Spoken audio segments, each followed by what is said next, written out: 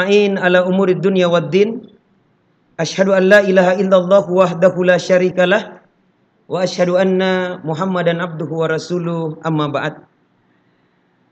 Bapak-bapak, ibu-ibu, ikhwan dan akhwat fiddin rahimakumullah. Alhamdulillah, kembali kita memuji dan bersyukur kepada Allah Subhanahu wa taala, di mana pada sore hari ini, ba'da asar ini, kita masih diberikan Allah Subhanahu wa taala nikmat yang berlimpah, baik berupa kesehatan, kekuatan, serta kesempatan untuk kita dapat bersama-sama hadir di masjid ini melanjutkan kajian dari rangkaian kegiatan dakwah kita di kota Parigi ini. Semoga kebersamaan kita dapat bernilai pahala di sisi Allah Subhanahu wa taala, serta kita bisa mendapatkan manfaat yang banyak dari pertemuan kita, baik untuk diri pribadi kita maupun untuk kemaslahatan kaum muslimin. Insyaallah pada kesempatan taklim sakinah ini, satu materi khusus yang diamanahkan panitia kepada kami untuk menyampaikannya adalah tentang apa Ustaz itu tadi? Bahasa cinta. Bahasa cinta? Ya? Bahasa cinta untuk anak. Saya kira bahasa cinta untuk istri. Ya. Padahal itu jauh lebih bagus Ustaz, jauh lebih penting ya. Tapi kita bahas bahasa cinta untuk anak. Materi ini sangat penting sekali. Kenapa?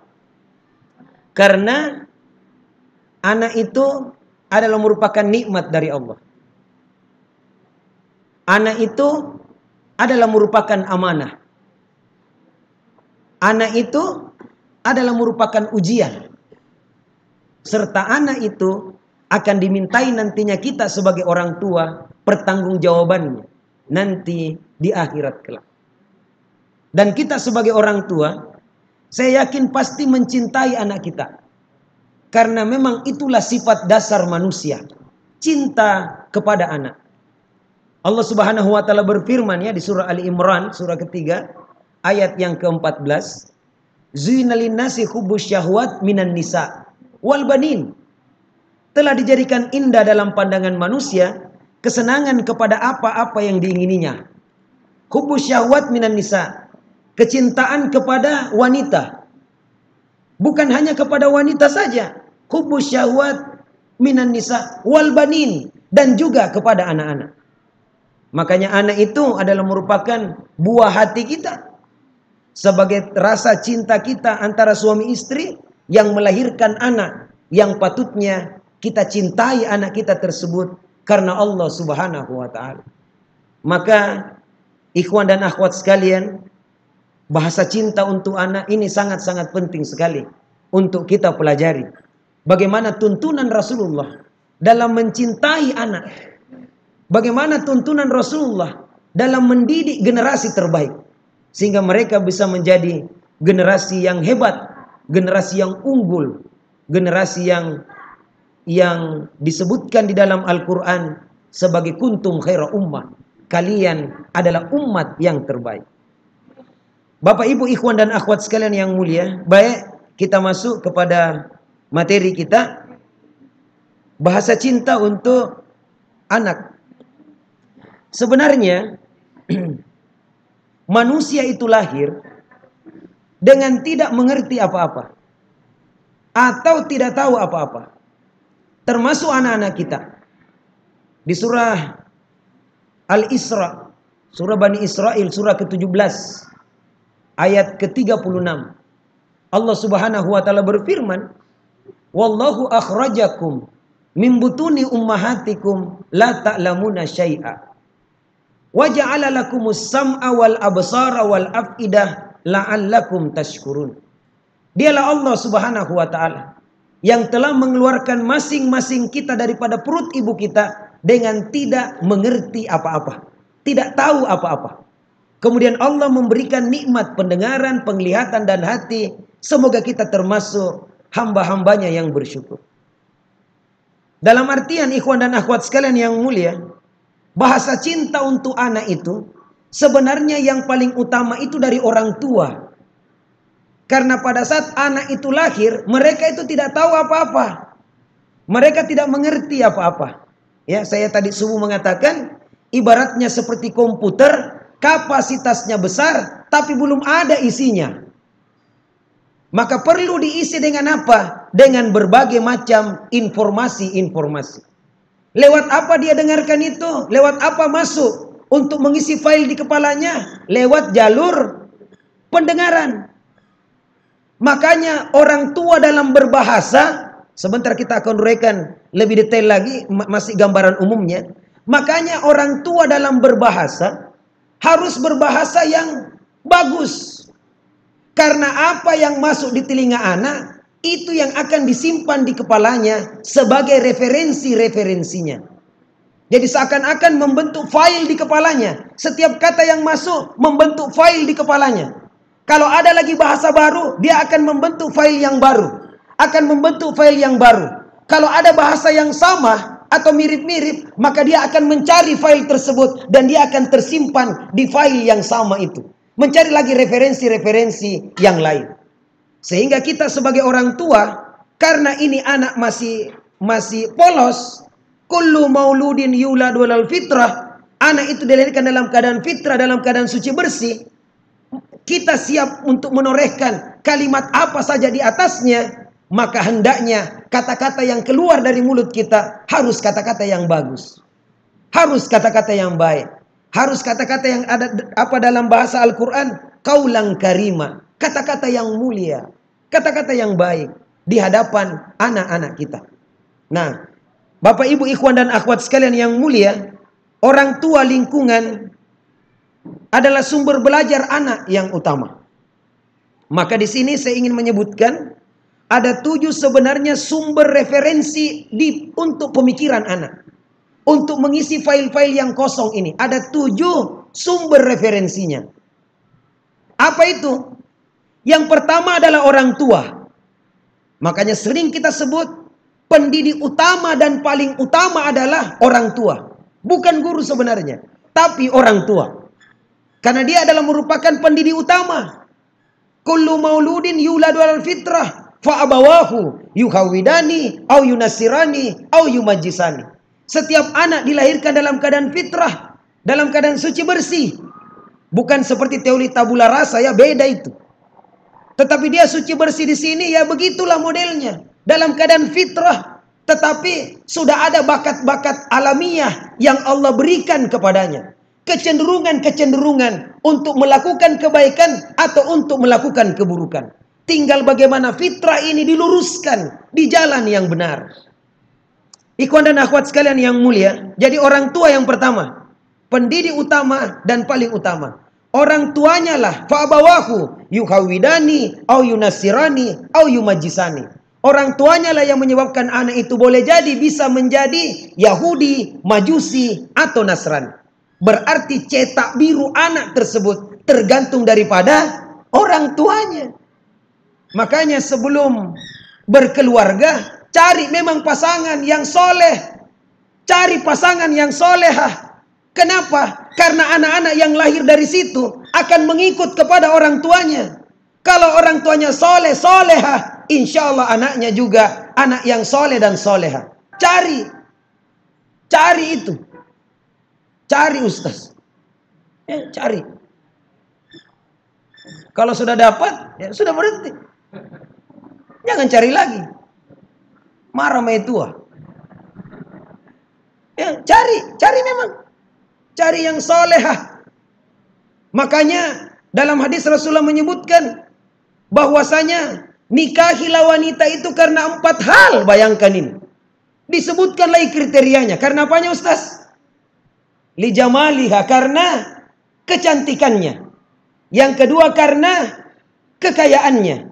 Yang ketiga karena keturunannya. Dan yang keempat karena agamanya. Kalau tidak bisa berkumpul keempat-empatnya, pilih agamanya. Begitu modelnya.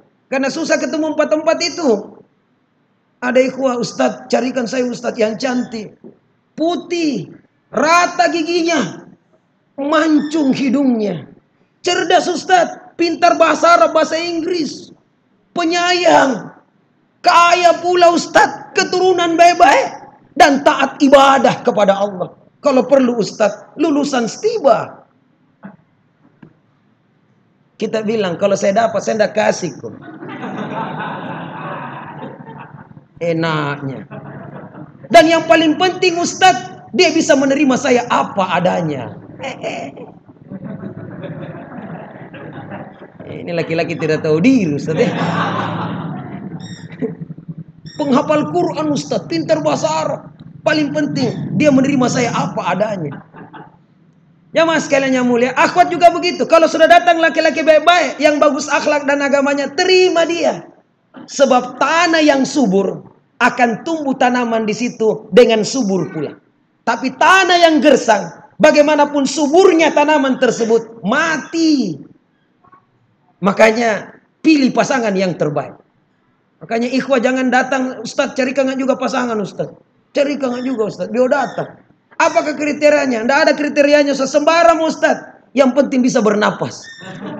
Ada yang begini-begini ini. Jangan ya. Jadi itu cari. Kenapa? Karena cikal bakal anak kita itu dari situ. Makanya bakti orang tua seorang ayah kepada anaknya yang paling utama itu adalah mencarikan ibu yang terbaik untuk anaknya. Cari ibu yang terbaik. Jangan sembarang. Kenapa? Karena cetak biru anak tersebut tergantung daripada orang tuanya. Jadi orang tua ya. Gitu. Kemudian yang kedua. Tadi orang tua. Karena kita lewat orang tua kita banyak belajar dari beliau. Dari apa? Dari belajar kata-kata.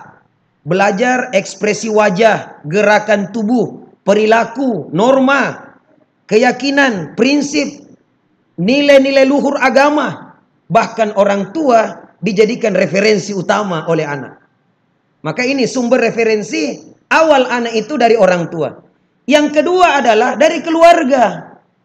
Dari keluarga. Keluarga di sini termasuk adalah anak-anak bisa menangkap info baru yang digabungkan dengan info yang sudah ada dari lingkungan keluarganya. Baik itu kakaknya, adiknya, ya, dan orang-orang yang ada di rumah. Makanya kita sebagai pimpinan rumah tangga, saya biasa sarankan ya, ini minta maaf, ikhwan dan akhwat yang sudah menikah, kalau bisa mandirilah. Ya, mandirilah. Lepaslah dari PMI, ya, Pondok Mertua Indah. Ya, mandirilah. Kalau bisa mandiri jauh lebih bagus. Kenapa? Karena kita bisa urus keluarga kecil kita. Ya, tanpa ada campur tangan dari orang lain. Ya, tetapi kalau tidak bisa juga mandiri, tidak ada masalah. Cuma selalu kita banyak berkomunikasi dengan lingkungan keluarga. Saya tadi itu ya seperti tadi. Saya senang sekali Ustadz kita waktu buka acara ya, buka acara, minta maaf kepada bapak-bapak kalau bisa tidak merokok. Alasannya bagus loh, karena banyak anak-anak kita di sini. Biarkanlah anak-anak kita menghirup udara segar. Itu bagus. Tapi setelah ngomong beliau, datang tamu baru. Merokok. Dia tidak dengar Ustaz. Kenapa? Karena baru datang. Itu juga kalau terlambat datang. Jadi itu ya keluarga. Kemudian yang ketiga adalah masyarakat. Makanya kalau membeli rumah, jangan hanya membeli rumahnya, tapi juga beli lingkungannya. Jadi kalau kita mau beli rumah atau kontrak-kontrak rumah, jangan sembarang saja. Yang penting ada tempat berteduh. Hati-hati. Sebab lingkungan masyarakat juga menjadi bahan referensi bagi anak-anak kita. Referensi di otak, di kepalanya itu. Ya, beli lingkungannya. Survei dulu. Bagaimana lingkungannya? Bagus tidak? Ada masjid tidak? Bagaimana anak-anaknya? Tidak suka jingelemkah? Atau tidak suka janukah? Minum-minum pil-pil itu dan lain sebagainya. Sebab akan banyak mempengaruhi kondisi daripada anak-anak kita. Pilih lingkungan yang terbaik. Yang keempat adalah sekolah. Sekolah juga begitu. Ya. Sumber referensi di otak anak adalah sekolah. Makanya pilih sekolah yang baik. Pilih sekolah yang bisa menghantarkan anak-anak kita berakhlak yang mulia. Bukan hanya sekedar mendapatkan ijazah saja. Pilih sekolah yang baik. Pilih sekolah yang bagus. Pilih sekolah yang bukan hanya sekedar mengajarkan ilmu, tapi juga mengajarkan akhlak untuk anak-anak kita. Ulama-ulama terdahulu memang memilih guru, Ustaz. Dia pilih guru itu, yang mana guru yang layak untuk dijadikan menjadi guru. Makanya kutab-kutab itu, madrasah kutab yang ada di zaman para ulama, ya. Kutab itu khusus untuk pendidikan anak-anak, Ustaz. Untuk anak-anak SD, TK, SD, itu kutab. Mereka dikhususkan itu, dan ada memang pengajar-pengajar andal di situ. Pengajar-pengajar yang akhlaknya bagus, memang diseleksi betul untuk menjadi seorang guru. Diseleksi betul. Kenapa? Karena guru itu sangat-sangat mempengaruhi juga kejiwaan daripada anak-anak kita. Informasi yang sampai itu juga sangat dipengaruhi oleh siapa yang mengajarkannya. Nah itu. Kemudian yang berikutnya, yang kelima adalah teman. Teman juga. Hati-hati dengan teman. Sebab teman juga sangat-sangat mempengaruhi anak-anak kita. Jadi lihat kepada siapa dia berteman. Jadi almar'u dinu khalilihi, ya. Seseorang itu tergantung daripada agama temannya. Maka perhatikan dengan siapa dia berteman.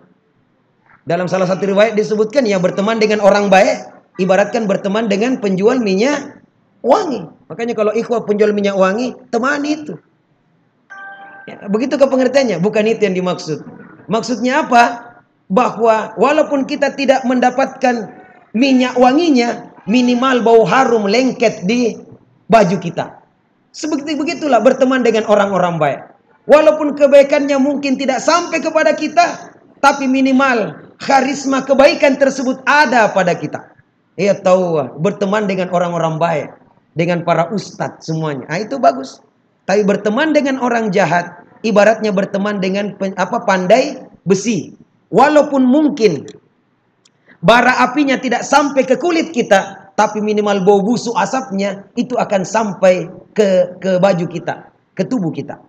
Itu teman. Perhatikan dengan siapa dia berteman.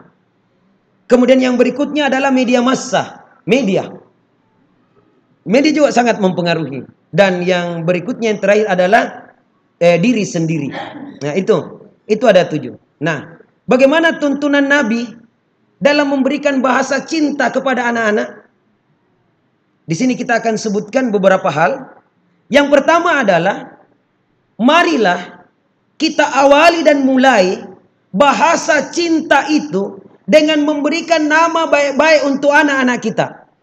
Kasih nama yang baik-baik.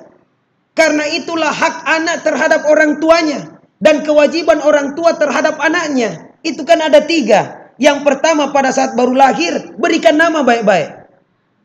Pada saat dia sudah mampu membaca, berbicara, ajarkan dia Al-Quran. Dan pada saat dia sudah mampu untuk menikah, maka nikahkanlah. Dan yang paling bagus menikahkan anaknya adalah orang tuanya. Jangan Pak Imam. Kalau masih ada orang tuanya, orang tua. Ya. Jadi kasih nama baik-baik. Karena nama adalah doa. Kasih nama baik-baik. Ya. Banyak sekali itu dalam riwayat disebutkan Rasulullah mengganti nama. Kenapa? Karena jelek artinya. Kasih nama yang baik-baik. Kasih nama. Kalau perlu tanya Ustadz, apa nama yang bagus untuk anak saya? Minta tolong Ustadz. Nah, dikasihlah nama. Apa artinya Ustadz? Artinya begini-begini. Alhamdulillah. Jangan tidak ada artinya. Atau jangan yang penting Arab. Dikasih nama anaknya Fir'aun. Kenapa Fir'aun? Sering ada dalam Quran Ustadz. Fir'aun. Satu kelas dengan Namruj. Ini yang masalah. Atau dia kasih nama anaknya Allah. Sekelas dengan iblis. Ini kan repot kalau diskusi Ustaz. Jangan kasihan kasih nama seperti begitu. Ada memang nama yang jangan kita anukan. Tapi begitu banyak nama yang baik-baik. Kasih nama baik-baik anak-anak kita. Itu bahasa cinta sebenarnya. Bahasa cinta karena nama adalah doa. Kemudian yang berikutnya adalah panggillah anak-anak kita. Memanggil anak-anak kita dengan julukan-julukan yang baik. Untuk menghormati anak tersebut. Sebab dengan julukan-julukan yang baik, label-label yang baik untuk anak-anak, ini akan memperbesar kepercayaan anak dan akan membuatnya lebih mencintai gurunya atau orang tuanya. Berikan kesian, panggil anak dengan julukan-julukan yang baik. Julukan-julukan yang bagus.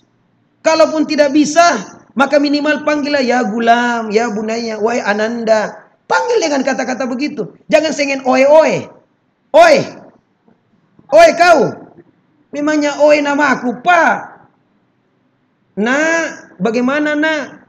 Sehingga saya biasa bilang dengan adik-adik yang sementara PPL, Ustaz. Anak-anak PPL, jangan juga panggil itu siswa dengan kakak adik, dek. Akhirnya kita dipanggil kak. Kak, bagaimana ini jawabannya? Saya bilang, Anda guru, panggil nak. Supaya ada itu supaya ada secara psikologis ada jarak. Saya orang tuamu nak, walaupun usia saya masih muda. Nak, bagaimana nak? Agak segan itu anak-anak. Bapak-bapak pernah begitu. Daripada kakak adik. Apalagi kanda. Kanda bagaimana kanda? Baru anak PPL. Yang PPL ini anak kelas 3 juga ya. Yang di PPL itu anak kelas 3. Jadi ini, panggillah dengan gelar yang terbaik. Ya, hindarkan memberikan julukan yang kurang baik. Ini juga bahasa cinta. Hindarkan dengan memberikan julukan yang kurang baik. Ini hindari. Sebab tingkah laku boleh jadi berubah. Dan pelaku, ya, boleh jadi tidak berubah kesian. Tingkah lakunya boleh jadi bisa berubah. Maka, hindarkan memberikan julukan-julukan yang kurang baik kepada anak-anak kita. Jadi ini minta maaf ini ya, label-label yang membentuk citra diri anak itu, yang buruk, ini kita hindari. Misalnya dengan kata-kata ini, kamu bodoh, si bodoh, bodoh ini bengo na ye, ya, hati-hati. Selalu mengatakan bodoh-bodoh kepada anak, itu akan mensugesti anak, membuat citra diri pada anak bahwa memang saya bodoh. Diulang-ulang, memang saya bodoh. Atau bandel, ini si bandel. Ya, citra diri anak, memang saya bandel. Nakal ini, nakal. Akhirnya muncul citra diri anak, nakal. Mungkin masih kecil, belum bisa bicara. Tapi kalau sudah agak besar, nakalnya ini. Apa dia bilang? Memang saya nakal. Kenapa? Karena citra diri sudah kita bentuk dari awal. Kita ulang-ulangi. Padahal yang namanya bodoh, yang namanya bandel, yang namanya nakal, yang namanya jorok, yang namanya pembohong, yang namanya penakut, dan berbagai macam istilah-istilah yang tidak layak untuk kita berikan kepada anak, itu bisa berubah bagi anak itu. Makanya biasa kita heran kan, ada teman kita berapa kali tinggal kelas dan digelari si bodoh. Tiba-tiba berapa puluh tahun kemudian kita ketemu, dia sudah jadi anggota dewan. Kita kaget, saya kira kau bodoh sekali dulu. Dia bilang apa? Itu dulu teman, aku tidak seperti yang dulu lagi. Karena kita masih mencitrakan dia seperti itu. Jangan salah, orang bisa berubah. Orang bisa berubah. Makanya jangan patenkan ungkapan-ungkapan itu. Jangan patenkan. Jadi rubah sekarang. Kenapa? Karena akan membentuk citra diri. Rubah dengan kata-kata, kamu pandai nak. Anak soleha tahu. Woi, sudah mau ke sholat nak? Anak soleha. Kasih komentar. Jangan justru sudah sholat, minggir mau. Ya, kasih. Soleha, anak bagus, anak rajin. Karena anak-anak tidak selamanya itu malas. Kadang juga rajin. Ada tuh anak cerewet sekali ya. Cerewet sekali nih. Diam aku. Besoknya itu anak diam. Kita bilang, kenapa kau tidak bicara? Saya kira kau cerewet sekali. Itu anak pusing. Kita cerewet, dibilang cerewet. Disuruh diam. Kita diam. Dibilang, kau tidak bicara. Kan biasa begitu kita orang tua. Biasa. Inilah yang menyebabkan anak-anak kadang ambigu. Jadi, sampaikan. Anak rajin. Kalau jadi suatu ketika dia rajin. Rajinnya tahu. Ya, apalagi anak bertanggung jawab dan lain sebagainya. Hargai pelakunya. Sebab anak juga punya harga diri.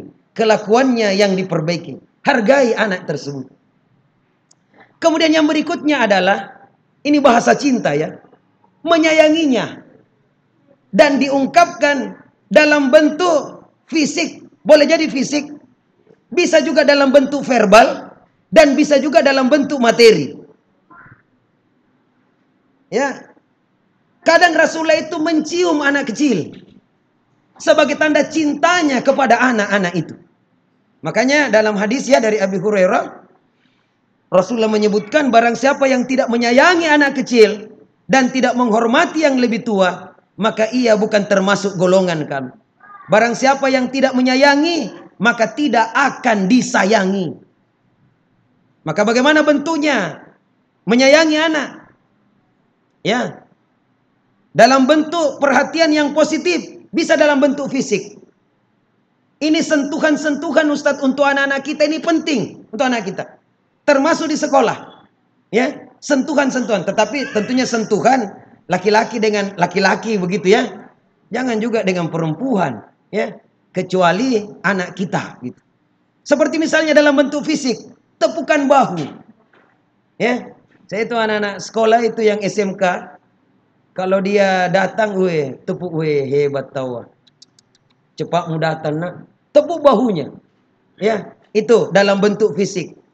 Ya, tepuk bahu, pula makina tepuk bahunya. Anak-anak baru datang, salam ya, langsung salim gurunya. Tepuk bahunya, hebat. Cepat kau datang. Ayo silakan jalan nak. Ditepuk bahu begini luar biasa. Nah, kemudian apa lagi? Usapan kepala. Diusap kepalanya anak kita yang masih kecil. Disayang-sayang itu, diusap kepalanya sambil dibacakan doa-doa kebaikan untuknya. Apalagi secara fisik, ini bahasa cinta, senyum. Ya, karena dalam hadis itu anak-anak sudah hafal tadi, senyum dengan saudaramu adalah sedekah. Sedangkan dengan saudara saja sedekah, apalagi kepada anak.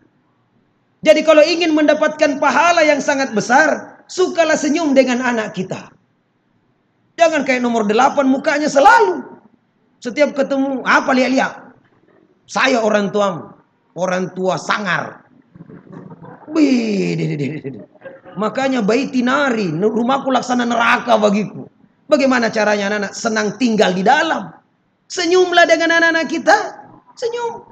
Senyum dengan istri Ustadz. Senyum. Istri dengan suami. Senyum.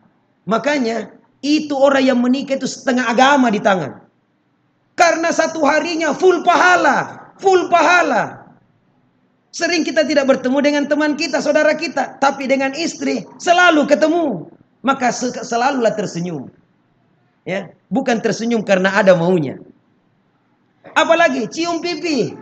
Dicium pipi atau kening anak kita. Mau berangkat ke sekolah, dicium dulu keningnya. Rajin kina di jadi anak soleh. Belajar yang bagus nak untuk bertakwa kepada Allah. Ingatan itu akan terus dia ingat anak tersebut. Apalagi tatapan mata. Tatapan mata ya yang enak kepada anak. Kedipan mata. Ekspresi wajah. Juga acungan jempol. Ini juga bagus. Ya saya ajar tadi guru-guru kita. Coba semuanya kasih begini tangannya. Kasih gini dulu. Ikhlas kasih begini. Baru kasih maju.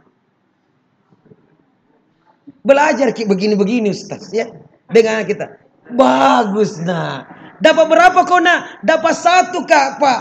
Bagus. Kenapa bagus pak? Nah, saya juga dulu nak seperti kau nak. Dapat 0. Ada jipen aku kalah. Tapi nak, karena bapak ini tahu bilang dapat 0. Temannya bapak dapat 10. Kenapa temannya bapak bisa? Bapak tidak. Makanya bapak belajar yang keras. Akhirnya bisa juga dapat 10. Nah kau nak dapat 1. Nah kau kalau belajar sedikit saja. Bukan hanya dapat 10. Nah dapat 11.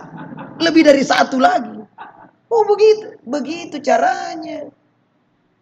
Jangan dapat berapa kau nak? Dapat 1 pak. Memang tong ini. iPad tiap hari. Itu mi. Ini anak-anak bilang menyesal saya kasih tahu. Besok saya tidak mau kasih tahu lagi nih. Karena pasti kita dimarahi lagi nih. Akhirnya anak menjadi pembohong karena takut dimarahi. Jadi salah satu di antara penyebab anak itu berbohong adalah karena apa? Karena takut disalahkan dan dimarahi. Karena memang orang tuanya tukang marah-marah. Jadi acungan jempol. Jadi biasakan belajar begini. Tiap pagi tuh begini ya. Kenapa Ki Abah? Latihan nak. Jadi kalau kau dapat 10 nak, siap-siap bapak. Siap-siap bapak nak. Ya. Kalau kau cuci mobil nak, siap-siap bapak ini ya. Ini. Gitu. Itu secara fisik. Ini bahasa cinta Ustaz. Jangan main-main ini. Ini sesuatu hal yang penting untuk anak-anak kita. Yang penting untuk kita pelajari juga. Secara verbal. Artinya secara bahasa. Tadi secara fisik. Sekarang secara bahasa. Pujian. Biasakanlah puji anak kita. Jangan kebanyakan cemoohannya. Saya biasa bilang dengan siswa saya, nah, kira-kira nak, kalau kau bagi 2 kertasmu sekarang, kata-kata pujian dan celaan, yang mana paling banyak kau dapat tiap hari dari orang tuamu? Dia bilang, jangan ditulis Pak, sudah jelas. Kata-kata apa yang paling banyak? Kata-kata apa? Celaan, terutama anak kita yang sudah remaja kesian. Celaan. Padahal celaan tidak akan pernah mengangkat motivasi anak itu. Justru dengan pujian-pujian itu yang akan mengangkat yang namanya rasa percaya dirinya. Pujilah anak-anak kita. Dorong ya dengan semangat, komentar yang positif, ungkapan-ungkapan kekaguman. Ya, itu dalam bentuk materi. Ini juga ada ungkapan cinta dalam bentuk materi. Apa itu? Biasakanlah memberikan hadiah kepada anak. Ada hadis Rasulullah Ustaz. Apa itu? Tahadu. Bukan Ustaz? Tahadu tahabu. Apa artinya? Saling memberikan hadiahlah, niscaya kalian akan saling mencintai. Tapi tentunya hadiah jangan dijanji ya. Ya, kalau bisa surprise. Ya. Kalaupun kita janji anak-anak, usahakan janji kita itu memang kita tepati. Jangan tidak ditepati. Biasakanlah memberikan hadiah. Ya, jangankan kepada anak, senang sekali dengan hadiah Ustaz. Dengan istri kita saja senang sekali hadiah. Ya, pulang ya dari tempat tertentu, belikan coklat. Dan kita tahu memang istri kita suka sekali coklat. Pas pulang ke rumah kita sembunyi. Tapi ingat, berikan hadiah ini ibaratnya seperti memberi pupuk bagi tanaman. Kan kadang sekali 3 bulan Ustaz ya, sekali 2 bulan untuk pupuk ya. Jangan tiap hari. Karena kalau tiap hari mati itu tanaman. Ya, ini juga, jangan tiap hari juga kasih hadiah. Karena kalau tiap hari mandri ongkos jamaah sekalian. Dalam bentuk materi. Kalau dalam bentuk kecupan tiap hari lah gitu ya. Karena itu siraman, bukan pupuk siraman. Tapi ini hadiah dalam bentuk materi, pupuk. Datang, datang. Pas mau tidur, jangkit dulu tidur. Kenapa? Ada surprise. Apa itu? Langsung kita kasihlah coklat. Tining. Langsung dia bilang istri, wih coklat, mari. Jangan dulu ambil. Ada passwordnya. Apa passwordnya? Cium dulu. Itu. Wih, jadi mesra kehidupan rumah tangga Anda. Ya, anak-anak juga begitu. Ya, anak-anak juga begitu. Kalau kita pulang kerja, biasalah beli gula-gula atau apa. Yang penting adalah yang Sehingga pada saat kita datang, wih, langsung bagi-bagi. Tapi tidak dijanji nak ya. Mungkin besok tidak ada lagi atau apa. Bagi-bagi. Sehingga apa? Kita selalu ditunggu oleh anak-anak kita. Seperti itu ditunggu itu panglima perang pulang dari peperangan. Ya, ditunggu dengan permaisuri dan anak-anaknya. Anak-anak sudah mandi semuanya. Mandi ke semuanya, nak. Abahmu sudah mau pulang. Pas pulang, wah kita bagi-bagi luar biasa. Ya, tapi jangan dijanji. Bapak tidak bawa lagi ya, insya Allah kalau ada rezeki, nah insya Allah gitu. Ya, jangan tidak pernah bawa apa-apa. Akhirnya kita pulang tidak dijemput anak-anak. Mana semua anak-anak Umi? Dia bilang tidak ada, tidak tahu lari kemana semuanya. Panggil, kenapa tidak dijemput kita ini? Pas datang anak-anak bilang apa? Abah pace. Itu tahu abahnya, bawa ke kue biasa. Kita kayak ada janji jadi bawa. Tidak ada. Itu hadiah. Ya, kalau dia ranking 1, kasihlah hadiah. Kalau dia pindah Iqra, kasihlah hadiah. Supaya apa? Itu bisa memotivasi anak-anak kita. Ya, kemudian apa lagi? Hindarilah perhatian-perhatian yang negatif. Apa perhatian negatif? Seperti dalam bentuk fisik. Mengabaikan. Kibasan tangan. Sudah, apalagi kalau kita asik main Facebook. Main WA. Datang itu anak-anak bergelantungan. Sana kok. Kacing asing ini. Sana kok semuanya. Piko mandi dulu sana. Tidak segak gigi lagi nih. Itu anak-anak kurang ini. Sehingga ada anak-anak mengatakan apa? Ada materi. Satu pernah saya bawakan. Andaikan saya ayah bunda, saya ingin ayah bunda, saya ingin sedekat HP-mu wahai ayah bunda. Jadi dia ingin sedekat HP ayah bundanya. Karena setiap bangun tidur selalu HP-nya duluan dibuka. Selalu status apa lagi yang diupdate teman-teman. Setiap sedikit-sedikit dilihat lagi, saya ingin seperti itu, seperti HP-mu. Ini yang terjadi ya, kibasan tangan. Apalagi cibiran, pandangan sinis. Deka kok, awas. Itu. Pukulan, tendangan, dorongan. Ini bisa menyakiti hati anak. Dan ingat akhi, anak-anak yang kita didik dengan pukulan, tendangan, dan seterusnya, begitu pula tingkah lakunya di sekolah dengan teman-temannya. Begitu pula. Hampir seperti itu pula yang dia lakukan. Kenapa? Senior junior ikhwas sekali. Ya, nauzubillahi min zalik. Apalagi secara verbal celaan, dalam bentuk celaan di lisan. Hinaan, panggilan-panggilan buruk, cerita keburukan di depan orang lain, ini juga jangan. Ya, anak punya harga diri.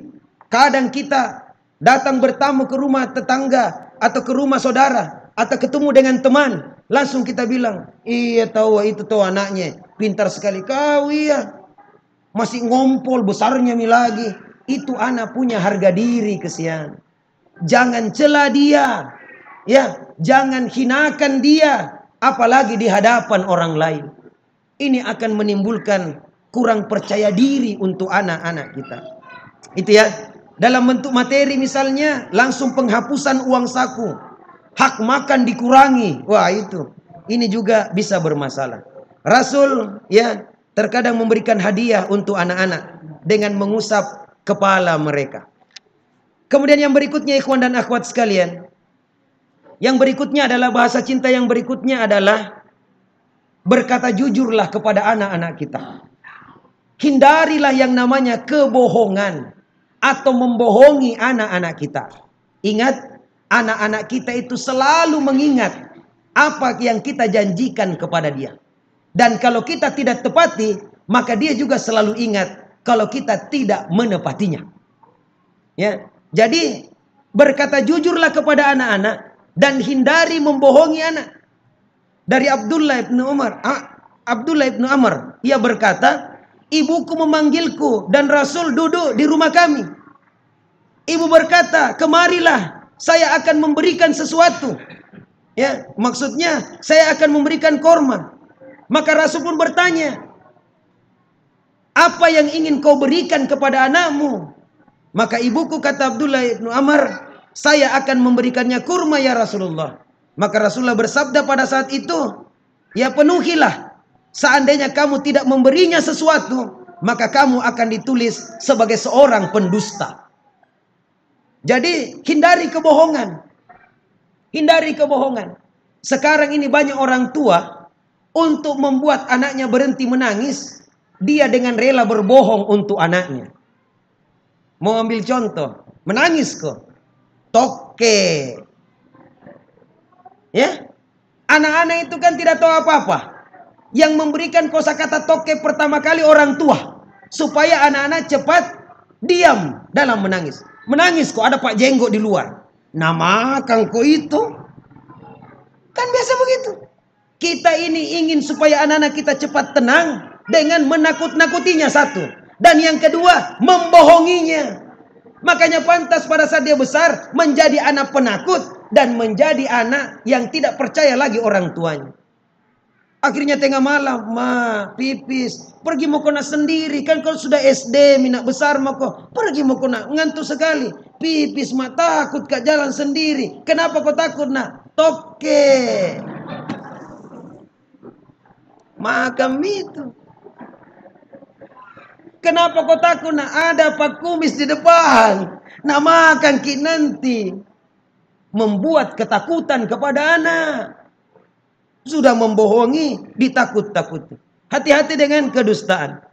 Ya, sebab manakala kita berjanji dan kita tidak menepatinya, ada dua. Tadi sudah saya sebutkan di pelatihan guru-guru. Yang pertama adalah hilang kepercayaan. Dan yang kedua, tidak ada artinya yang namanya nasihat. Hati-hati.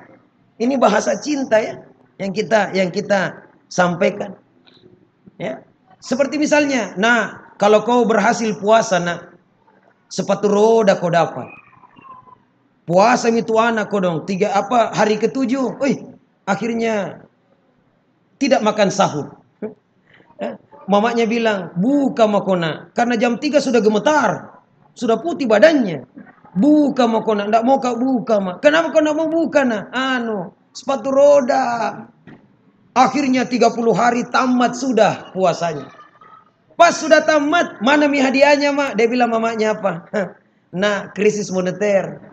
Harga barang tinggi nak. Jangankan untuk beli sepatu roda, bayar zakat saja setengah mati nah.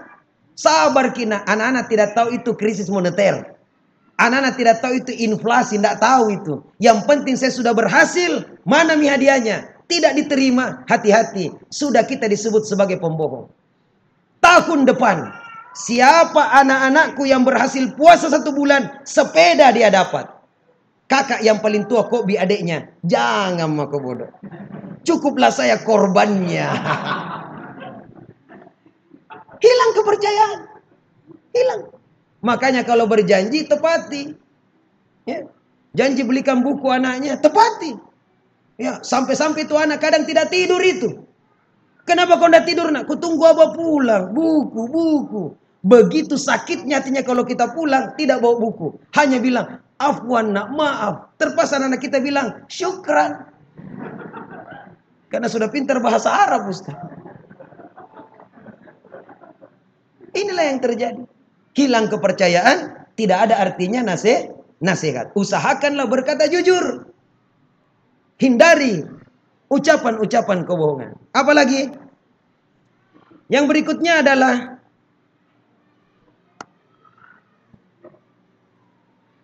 sudah tadi ciuman, senyumannya sudah. Yang berikutnya adalah hadir di waktu-waktu berharga bagi anak. Ini juga bahasa cinta. Waktu kapan itu berharga bagi anak? Sewaktu dia sedih, hadirlah di situ. Sewaktu dia sakit, hadirlah menemaninya. Dan sewaktu dia unjuk prestasi, hadirlah bersamanya. Di saat-saat itu anak-anak sangat membutuhkan orang tuanya. Ya, hadir di waktu berharga bagi anak. Di waktu anak bersedih, hadirlah. Kenapa nak? Dapat anu ke abah? Dapat berapa ke ini? Biasa jina itu. Ya, namanya belajar dari tidak tahu menjadi tahu. Dari tidak bisa menjadi bisa.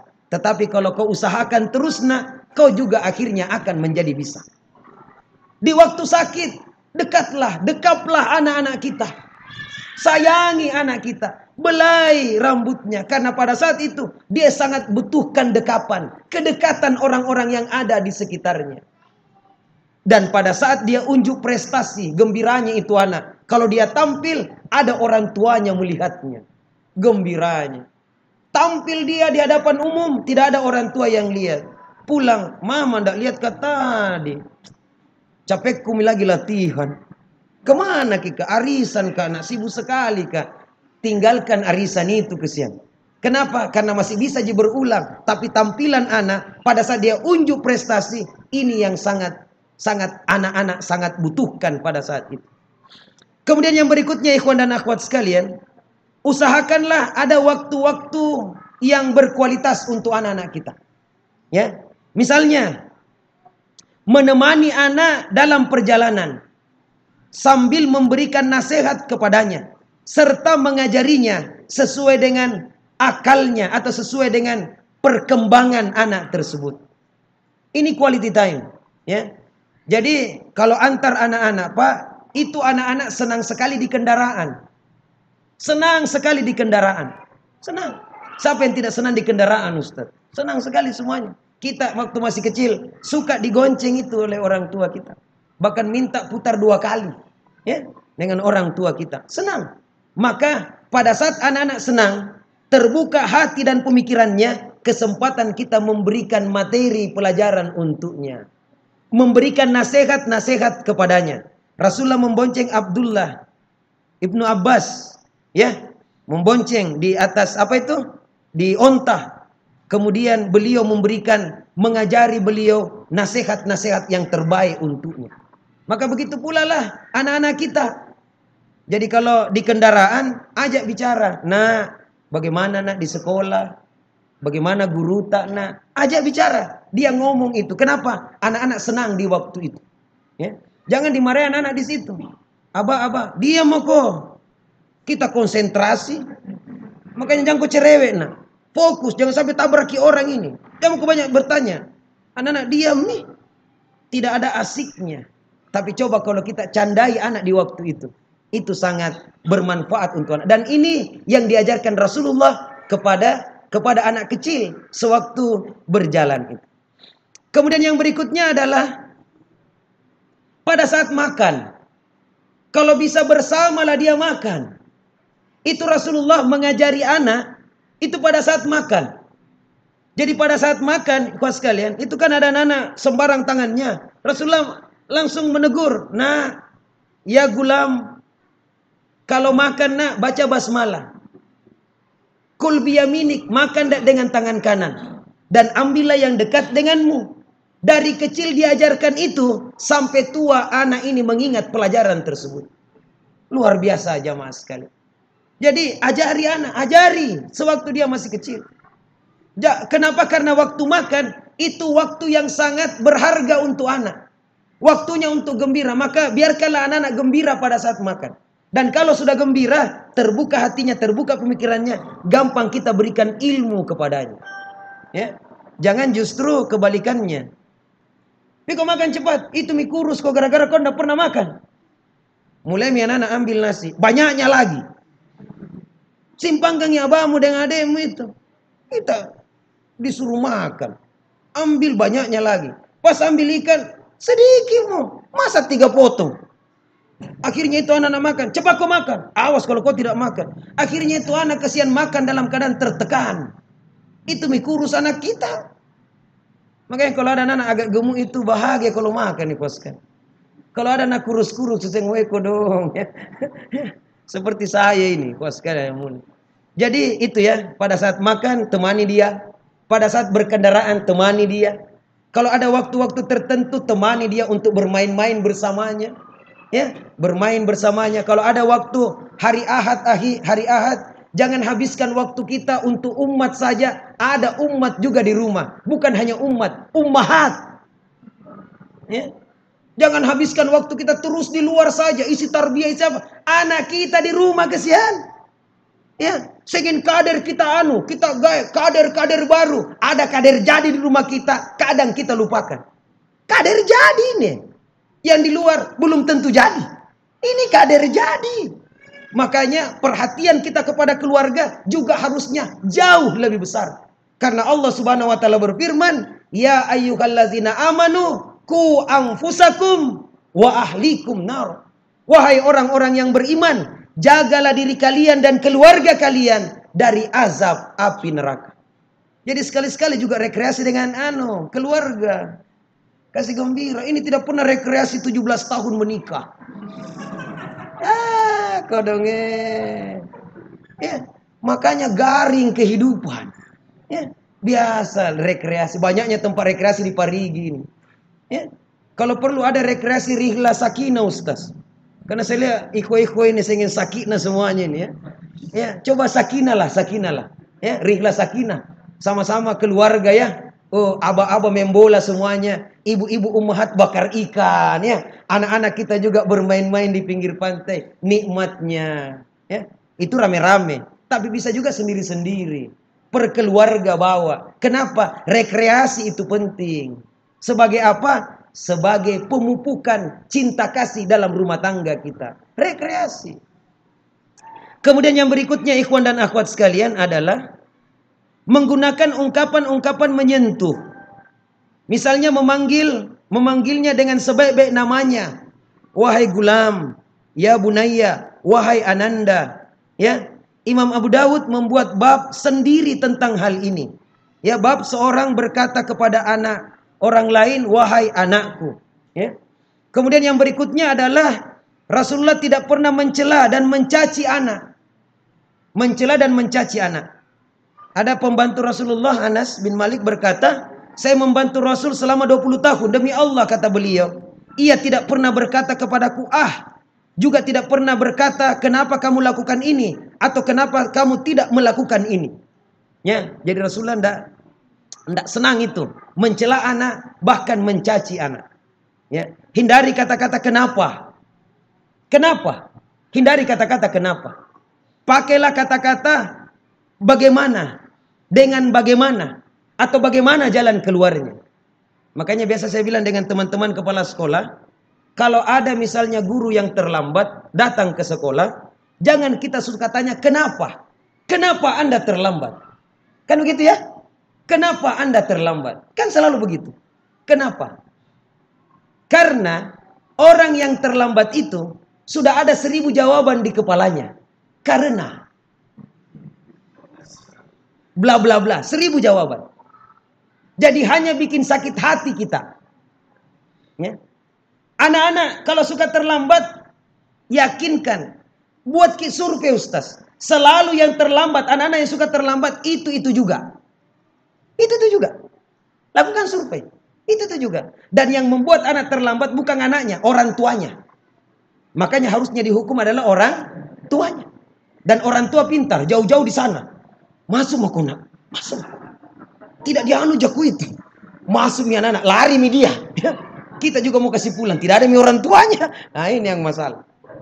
Ya. Jadi guru-guru yang suka terlambat juga itu juga Ustaz. Itu juga. Makanya kalau misalnya ada terlambat, jangan suka bertanya kenapa. Ada nakal, jangan tanya kenapa. Karena ada jawabannya karena. Tapi tanyalah dia, bagaimana kira-kira jalan keluarnya. Bagaimana? Jangan tanya kenapa, tapi tanya bagaimana. Ibu, kayaknya 3 kali makin terlambat ini, Bu. Kira-kira bagaimana jalan keluarnya, Dik, supaya kita tidak terlambat? Ini jauh lebih sopan. Dan jauh lebih menghargai orang lain. Karena bertanya kenapa, ini sifatnya interogasi. Dan cenderung akan menuduh orang. Tapi kalau bagaimana, ini sifatnya solusi. Bagaimana kira-kira Budi supaya tidak terlambat? Pak Askar, sebaiknya saya jangan di jam pertama mengajar di. Karena memang saya suka terlambat kalau jam pertama. Karena jauh rumahku, PT-PT kak. Bagaimana kalau jam ketiga Pak Askar? Bagus, ada solusinya Bu. Kira-kira kalau saya pindahkan ke jam ketiga, tidak terlambat makin? Insya Allah tidak Pak Askar. Ingat ke Budi, saya akan rubah roster. Semua roster guru-guru juga akan berubah. Banyaknya orang akan bertengkar dengan saya Bu. Gara-gara saya rubah roster ini. Karena satu kali berubah roster, satu saja dirubah, berubah semuanya Ustaz. Tahu itu wakasek kurikulum itu. Bagaimana sengsaranya jadi wakasek kurikulum. Ya. Maka setelah dirubah, itu jam 9. Nah, kalau masih terlambat jam 9, memang penyakit itu, Pak. Perlu disuntik itu, ya. Penyakit itu, ya. Karena dia sudah memberikan solusi. Maka jangan selalu bertanya kenapa, tapi tanya bagaimana.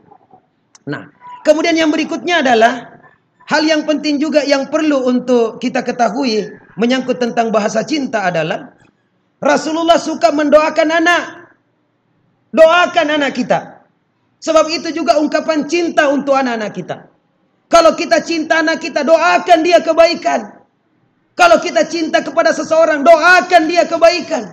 Doakan saudara kita. Nah, doa seorang saudara kepada saudaranya yang lain, itu akan dikabulkan, mudah dikabulkan oleh Allah. Apatah lagi kalau saudaranya yang didoakan, itu tidak tahu bahwa dia didoakan. Jadi doakan anak-anak kita kebaikan. Rasulullah juga menyuruh kita mendoakan anak-anak dan melarang orang tua untuk mendoakan kejelekan kepada anaknya. Ya, dalam satu riwayat disebutkan, ya, ibuku Anas dia berkata, ibuku mendatangi Rasulullah dan meminta kepada Rasulullah untuk didoakan anaknya. Maka Rasulullah berdoa, ya Allah, perbanyaklah harta dan anaknya dan berkahilah apa yang telah Engkau karuniakan kepadanya.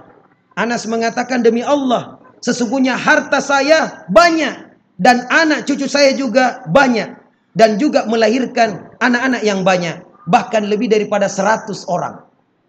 Jadi tidak apa-apa kita datangi orang-orang pintar, orang-orang ulama, orang-orang yang alim, rajin ibadah kepada Allah untuk minta supaya anak kita didoakan.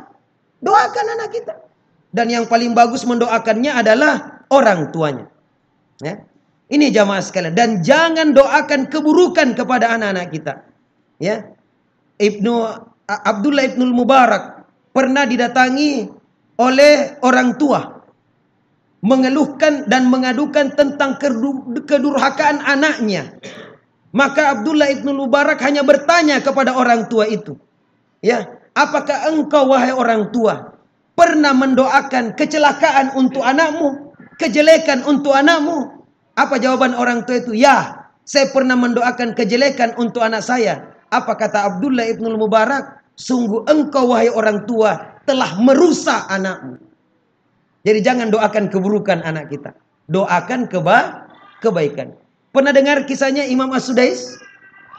Ya, sewaktu masih kecil nakal sekali, tetapi ibunya dalam posisi marah, dia doakan kebaikan anaknya. Semoga engkau nak kalau besar menjadi imamnya Masjidil Haram. Ya. Jadi kita juga begitu, kalau nakal anak kita, semoga kau nak kalau besar jadi bupatinya Parigi. Wih, langsung amin malaikat, jadi bupati anak kita. Jangan mati lalu kau nak. Ditabrak lalu kau. Anul ini mi kesian, jangan ki kesian, apalagi dalam posisi marah sampai menghardik anak-anak kita. Ya. Saya pikir itu ikhwan dan akhwat sekalian. Selain itu, yang paling penting juga adalah mengucapkan ungkapan-ungkapan cinta kepada anak. Ungkapan sayang, nak sayang, sini kena sayang. Sayang, sayang gitu. Kenapa? Ungkapan ini juga penting untuk anak-anak kita. Ungkapan sayang, ungkapan cinta. Kalau kau cinta kepada saudaramu, sampaikan ungkapan rasa cintamu itu kepada saudaramu. Saya sayang kina, saya cinta kina. Makanya Abah suruh kina untuk sholat, ibadah kepada Allah. Karena saya sayang ki. Biasakan ungkapan-ungkapan sayang. Ini kalau anak-anak gadis kita, anak-anak perempuan kita terutama. Selalu kita bilang sayang kepadanya. Bunda mengatakan sayang kepada anaknya. Ayah mengatakan sayang kepada anaknya. Maka sewaktu anak itu remaja, ada remaja lain chatting anak kita atau SMS, ku sayang ki. Apa dia bilang anak kita? Sorry teman, sayangku masih banyak dari orang tuaku. Simpan mi sayangmu itu. Tapi kalau dia kering rasa sayang, kering ungkapan sayang langsung, ku sayang ki, langsung berbunga-bunga hatinya. Wih, nah perhatikan toh nggak ini. Ini mi yang banyak terjerat jamaah sekalian, kasus terlarang. Ya. Kasus-kasus terlarang. Jadi ungkapan-ungkapan cinta mesti kita berikan kepada orang-orang yang kita kasihi, orang-orang yang kita sayangi. Sebab ungkapan-ungkapan itu adalah merupakan kebaikan untuknya. Dan rasa sayang kita kepada mereka semuanya, termasuk anak-anak kita, istri kita, atau kepada suami kita, dan orang-orang yang ada di sekitar kita. Saya pikir ini ikhwan dan akhwat sekalian, hal-hal yang penting untuk saya sampaikan di kesempatan sore hari ini. Mudah-mudahan bermanfaat untuk kita sekalian. Dan kalau misalnya ada ikhwan dan akhwat yang ingin bertanya, kita persilahkanlah. Ya, mungkin ada masalah-masalah menyangkut tentang anak atau menyangkut tentang keluarga, bisa kita pertanyakan untuk insya Allah kita memberikan solusi kalau memang kita bisa memberikan solusi dari pertanyaan tersebut. Saya persilahkan sebelum saya tutup majelis ini. Kita persilahkan.